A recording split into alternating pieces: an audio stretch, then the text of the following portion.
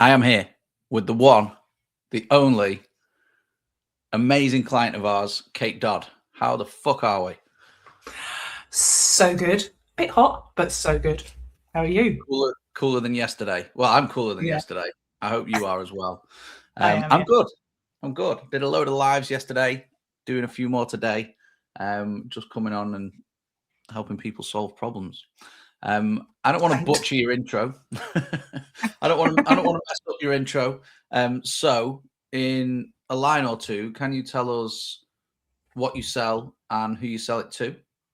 Yeah, I sell me, but I sell to women who are struggling with some decision points or direction or defining position in their lives where they don't know what they want to do, they don't know what direction they want to take, but most importantly, they've tried maybe before and they're not great at accountability. So I come in, I'm a mentor as well as a coach, more mentor, bit directive, and I help them figure out what they want to do or the real thing that they want to do if they've got that a little bit mixed up. And then I help them get there with the accountability. So that's maybe the USP. I really stick with them and get it done. Amazing, great intro. And obviously, since you've been in C2C, you've landed a fair few clients. The price has Yeah. crept up. It's fantastic. Yeah. But you wanted to specifically. I mean, I can see the title of this live, which is how to follow up without making your fucking skin crawl, because Yeah. it's not the nicest thing to have to do, but it's an absolute essential in my Hmm. opinion. Yeah. So I, as you probably well know, have a framework Hmm. that I use for stuff like this. Before I get into that, can you Hmm. tell me a bit more about the type of follow up? Because follow up means something different to everyone. It could be you're speaking to someone and you want to book the first call and they're just not responded or whatever. It could be that you've had a call and you want to like book a second one. It could be that you just want to stay top of mind. It could be that you want to chase a decision, or there could be phones on silent, please. Um, it could be It was. you want to get some like missing info or something like that. And there's just a little bit of they're the 5 criteria I've kind of narrowed it down to. So Yeah. what's the context? For me, it's a fundamental, to be honest. I don't really struggle with once I've got a call. I do struggle with I've messaged once or twice, and there's the white zone of death of no response. And then to then go in after that, or to think of something different and very Kate like, i.e., natural and not wanky, to actually not ick myself out, basically. Okay, so it's still on a mission to basically book the first call. Yeah, more calls would be amazing. Okay, so we've spoken or not spoken and have just messaged, but Right. we want to Or voice noted. carry on from that. Well, that's Yeah. kind of the next thing. Yeah. So we then I'm just going to share this. It doesn't look Sure. pretty, but I'm gonna share it. So I think we've got the different options, right? We either want to stay top of mind. So I used to do this quite a lot when I was selling to the big brands. They knew they wanted what we had, but Mhm. they had to go through 10 million decision makers to get budget or whatever. So I would just Yeah. stay top of mind and like send them stuff. Um, Yeah. you don't have any problem with chasing a decision. No. It seems. Yeah. And then there's obviously the get the missing info piece, which if they need to go and speak to a partner or they need to fill in a form or something like that. So that's kind of what I've narrowed down the context as, Yeah. and that's choosing the objective. For you, it seems to be this. Yeah. Yeah. Okay. Yeah. So I don't actually know if I class this as follow up.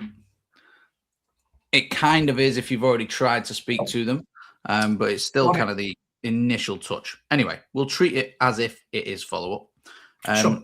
The next thing is the channel, and you will have heard me speak about this, so I Mhm. might kick your ass on it again. You've already mentioned DMs, so Yeah. a text-based thing, right? I think there are different degrees of how we can get in contact with people, depending on one, what we've earned, and two, what's available to us. So imagine if I wanted to get a response from you, I Mhm. wouldn't do anything other than phone you or something more interactive. So if we split this what I call the one-to-one communication pyramid, very technical name. The ideal would be that I would see you face to face and I'd be able to go, hey, Kate, can you do this favor for me now? Or can you give me this money? Or have you made a decision? I'm going to get an immediate response. It might be fuck off, but I will get an immediate response, right? Which is what we want in this game. We don't want the white spaces. On top of that, we could maybe do a video call, but I have to have that in the diary. Or next is phone. So I can't see you, but I can hear you, and it's a two-way conversation. Underneath that red line, we've got everything else, which typically is going to be a video message, a voice note, and then a text. Now, what most people do by default is this, and that's all they do. So they're going to come in and send a message via text because, one, it's a bit more scalable, two, it's a bit faster, and three, it actually doesn't put any pressure on them whatsoever, and they can take the time and think about it and get the words right, probably overthink it, then send it later. And I know all this because I've done it. And that could be a DM, could be email, could be WhatsApp, text, whatever, any form of just written. So you've been doing voice notes. Yeah, I've been trialing 50-50 on those. Okay, cool. Your offer, being a coaching offer, probably doesn't. It would be weird for you to ring people, I imagine, for the most part. I'm not saying don't do it, but do you have access to phone numbers for people? Have you ever thought about that route? I don't. Yeah, the ones that I do have access to, I consider those much warmer. And so obviously I'm pushing those and just keeping top of mind. And even if they're friends, everyone, hi. I'm just doing the whole, have you thought about this? Have you thought about that? So that's top of mind when people don't think they need what I've got, even though I think they do. But for the LinkedIn contacts that are cooler, it's voice note I've got at the moment, or text, because we've got a split of people that just do not like voice notes. Yeah, we have. And that's something to talk about. I think we spoke about this on a group call recently. It was basically 50-50. Some people absolutely loved receiving and sending voice notes. Others didn't. Yeah. Problem is, we don't know until we've spoken to that other person whether they like voice notes or not. So that's right. Yeah. My whole thing with this is you pick the highest one possible and then move down. Most people start at the lowest one possible and then get a bit pissed off when they don't get results. Yeah. So I think up the exposure here, but also try this potentially. The reason I say this is, and we'll move on to the next part of this in a second. People might like this. It all really depends. Like, there's a couple of things.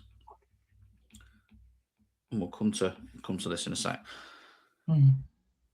We don't have to always go in straight away for the call. Yeah, totally. Yeah, I can't. It's not in me. And you mentioned that beforehand, Yeah. which is the part which makes a lot of people's fucking skin crawl. It's in the title, right? So we need to think of other ways that we can creatively go out and speak to people and maybe send them a few messages without feeling like, ugh, I don't like the feeling of this. So I think there are a few different things we can do. We could send some form of result or proof. So if you've got someone who looks like an ideal client and you go, hey, not sure if this is interesting or not, and this could be a video, it could be a voice note, or it could be text. Not sure if this is interesting or not, but I've actually just helped fucking Davina get a promotion, get divorced, whatever the big thing was, the big win for her. And I've written down how I helped her do it. Let me know if you want the link and I can ping it over. So rather than just trying to pitch a call, we're just trying to take them to a little bit of a warmer stage closer to us. Yeah. Because then if they go and consume that asset or proof or whatever, they're going to be a little bit warmer and a little bit more likely to buy, maybe a bit more likely to respond as well. So think about assets and proof that you can put in front of people.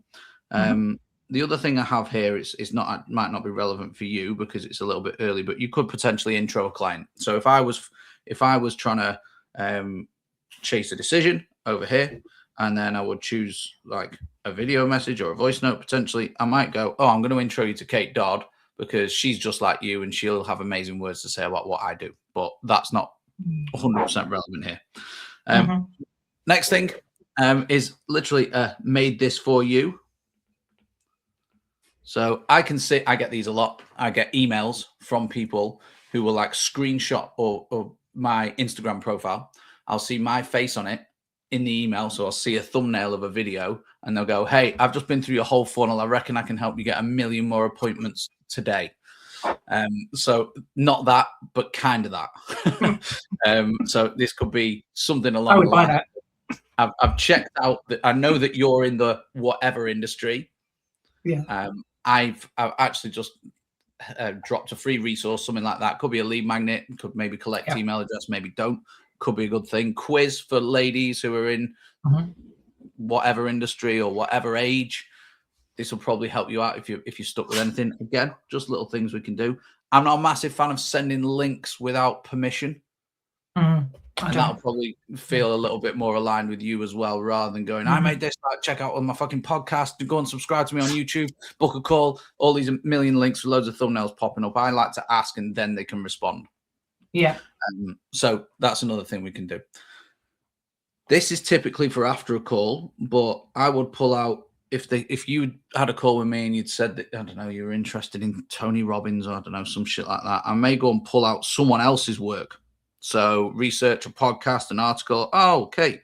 The other day, and this is more like a stay top of mind kind of thing. You mentioned the other day that you love Tony Robbins. I've just read this article. How crazy is this? That's just me staying top of mind. I like that. Then we've got, again, this could work if you've already spoken to someone, but some form of urgency or a deadline. So that could be you putting the price up or capacity. I can only take one more, two more clients, whatever. Not 100% relevant here. The reoffer is a big one, but again, that's more of an actual follow-up. That's what I've kind of prepped for this call. So I did this with. Sorry for knackering that. That's all right. With my silly follow-up. I'm still thinking, hope it'll be valuable. It is useful. It is, because it's the video message actually that's got me at the moment. Yeah, so that we can talk about that in a sec for sure. Yeah. I've got loads of clients off a reoffer, and that would just be something along the lines of, hey, we spoke a few months ago. Yeah. Are you still open to this? Because I've actually shifted a few things around to make it easier financially, stuff like that. Yeah. And it doesn't have to be financial. It could be that I've added in more sessions, or I've actually changed the way that this works, or whatever. Yeah. Next one, and a lot of people might not sit well with you, but I think if you do it a few times, it could. Just a direct request. Just literally hit them with it. Just straight up like, hey, I've got space to work with a couple more clients. Look like you might fit the bill based on X, Y, Z. So we've got some personalization there. I know this is a bit forward, but would you be open to potentially speaking about it? I don't think I'd have a problem with that. If I've got the right personalization, I've got to figure that out, because obviously if the women I work with have got a bit of a problem in their heads, they might not even know. So I think that the reach out with the content is a good line for that. Yeah. I think that's got legs. Some kind of the work we're going to do in June, I'm probably going to ask people to make emails, VSLs, lead magnets. I think like a little mini VSL that you can put, video sales letter that you can put in front of people in the DMs will be pretty good, because then they can go along, self-diagnose and come back to you, and you can still send it at scale. So that could tie in maybe with the direct request side of things. The other thing you can do is just pull away and literally let them know that you're pulling away. Say, hey, message a couple of times. I'm guessing this isn't of interest. And that works with follow-up when people aren't responding and you're going, hey, and do you want this or not? Do you want this or not? No, I'm responding. And you just go, look, I'm guessing this is a no-go. Yeah. No worries if not. Yeah. Wish you luck. Yeah. Give them the grace and go, look, just take the pressure off. You don't have to avoid me anymore. It's cool. Yeah, well, it helps you out because it lessens the mental load. But a lot of Correct. the time, they'll come back and go, you know what? No, I am still interested. Really sorry, Yeah. just been busy. Blah, blah, blah. Yeah. Yeah, I've got a couple I could do that one actually. Yeah, so because Sure. it makes the day and the weeks easier because you've said no, but also as soon as you if I said like offered you this pen and then went, actually no, you can't, you'd be more pissed off than if I never mentioned it. Then you'd want it more. I want it. Yeah, but you can't have it, I'm afraid. It was never on the table. God damn. So yeah, these are like the 3 buckets. I said Yeah. that we were going to speak about something else. And I think that was along the lines of, Jesus, it's escaped me now. Was it engineer a reason? There was that. Yeah. So I think if you think of the funnel, people are cold, warm, hot. The content should really be getting people to these stages, and that is how I think you can engineer a reason. Like some of the content that you're capable of creating can get some attention and get some interactions, and then I think that in itself should create a reason. If someone interacts with it, you can go and message them. Like that's a good enough reason. The other thing, and I don't do any kind of engagement strategy. I fucking hate the thought of it. Everyone just going around and saying words under each other's posts for the sake of it. But I'm not going to say it doesn't work. You could start to engage with these potential clients as well. So I've done it in the past. They've not responded to me in DMs, but I'll go and like a couple of the posts and just drop some little comment under it, and then they will come back, or it makes the next DM from you a little bit easier. Loving the content recently. I love the post about this. It's not the best, but it can help. But that's how I think I would approach it from your standpoint. We're trying to book that first call. We've got these channels available to us, or methods. I would definitely try a couple of video messages. I think almost a made this for you approach will work really well. A direct request will work really well. And then the pullaways as well. And I think they'd be like, I'd play around with those things. Yeah, that's not super helpful to have the direct ask. Yeah. I think also actually that you reminded me, and I know you do a lot, and I should be paying more attention than I do, but I think I'm going a little bit cold with some of the people. I'm not taking enough advantage of the warm people that are engaging already. That comes down to your setup. Like I went live with Emma Waney yesterday and we spoke about this. And hopefully she'll do it. I'm sure she will, because I think she's quite regimented. She has got her lead tracker or her laid out CRM or spreadsheet open first thing automatically. So when she's closing her computer now, it's going to be the first thing that opens up, and she's going to do, I think, either an hour of follow-up or follow up with a certain quantity of people, and following the priority pipeline order. So who have I got a call with? Who else can I potentially get money from existing clients is obviously a good play as well. I don't do enough of that actually. And then the one under that is the follow-ups, which is this piece. Like, who have I already warm and hot? I do it, but I don't do it properly. Because it's always going to be harder getting a response from someone if they're cold and if you've not spoken to before. So there's probably so much in the warm and in the hot that probably more in the warm pool that you haven't considered. And that's almost like the engineering a reason. If someone's been checking your profile out, if someone's been liking or interacting with your content, you've mentioned someone's name to me today who is interested in joining C2C that you've been having a conversation with. I've written down straight away, like, they're on my to-do list today. That sounds like there's a lot of warmth there. There's no way I'm going to go and start messaging fucking strangers who've just connected with me who don't know who I am, when we've got someone that has basically said they're interested in C2C. Obviously, I just go to the warm. And you have to train your brain to do this, but I used to call it the follow the money method rather than the priority pipeline. Sounded a little bit American, so I just changed it to the priority pipeline. little bit more British and polite. Exactly. Yeah, that's make it. You could go and watch my live with Emma yesterday where we talk about just engineering your morning environment. You can watch it on 2x speed or whatever. Engineer the environment so you are set up to fucking win, all the way down to sounds and visuals and smells and everything. We were talking about fucking fragrances, all sorts.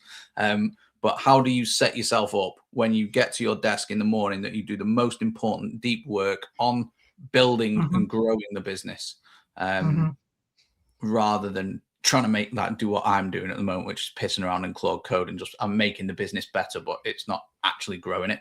We need to do both. So yeah, super helpful. That is the play. Thank you very much. You're welcome. You'll see me executing. Good. Well, report back because I'm always interested to see how people get on. I'll see you tomorrow night. Yeah. And we'll take it from there. All right. Brilliant. Amazing. Nice one, Kate. I'll see you soon. Cheers. Bye. Have a good day. Bye.